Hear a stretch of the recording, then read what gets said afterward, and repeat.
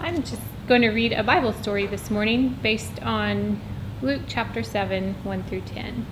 The faith that made Jesus marvel. Jesus, the founder and perfecter of our faith, once marveled at the great faith he found in a man. And it's the only instance that the Gospels record such a response from Jesus. Who was this man? Was he a rabbi? Nope. A disciple? No. A Roman soldier.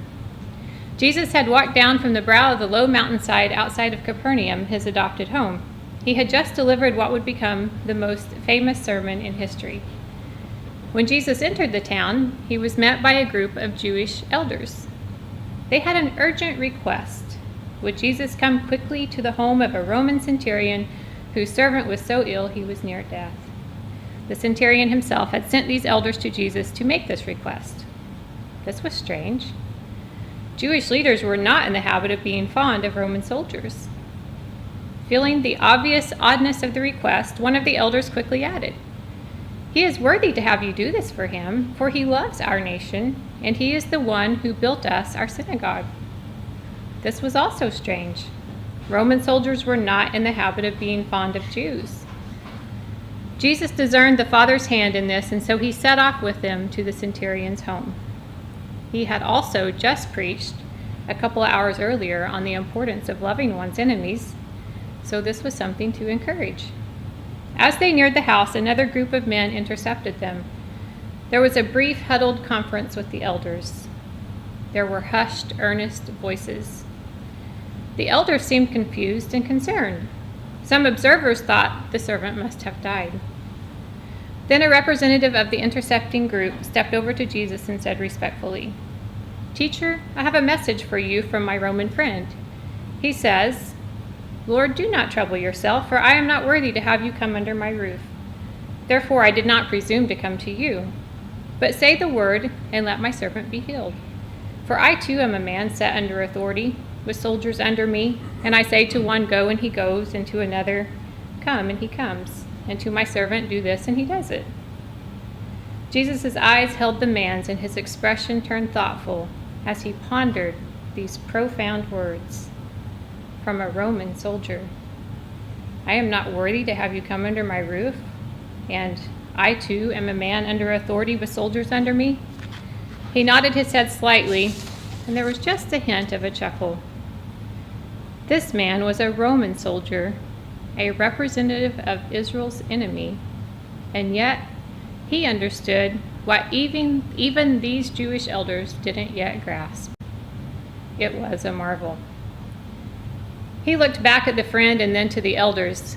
Then he turned and scanned his eyes over his disciples and the small crowd of people who had followed him down the mountain.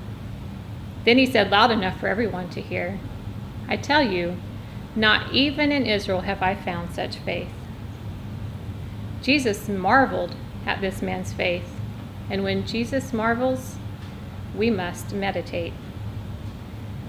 Both Luke 7 and 9 and Matthew 8 and 10 use the Greek word thaumazo, which we translate marveled or amazed, to describe Jesus' response to the centurion's faith. The only time this word is used to describe Jesus' response to anyone else's faith is when he marvels at the lack of faith in the people of Nazareth, where he grew up. The centurion was one of the most unlikely persons to amaze Jesus. He was a Gentile. Doubtless he had a pagan upbringing. He was a Roman stationed in Palestine to subject the Jews to the emperor's rule. He was a man of war.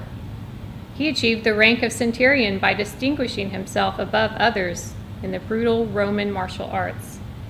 Not exactly the resume you'd expect for becoming one of the Bible's greatest heroes of faith. It amazed Jesus that a Gentile soldier of all people, a stranger to the covenant, a man with limited understanding of the scriptures at best, saw what few of the covenant people saw when they looked at Jesus, the Son of God. Jewish crowds flocked around Jesus. Jewish leaders lobbied and debated him. But like Peter in the boat full of fish, the centurion recognized divine holiness in Jesus and sinfulness in himself and knew he was not worthy of Jesus' presence. He also recognized Jesus' authority. While Jewish elders asked Jesus questions like, by what authority are you doing these things, and who gave you this authority? This foreigner knew exactly who Jesus was.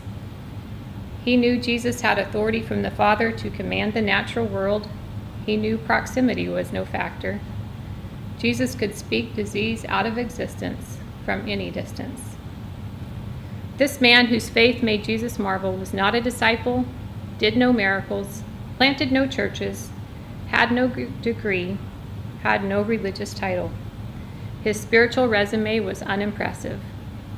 The man with the greatest faith in Israel was a centurion who simply knew who Jesus was, what he was able to do, humbly asked him, and trusted that he would receive what he needed.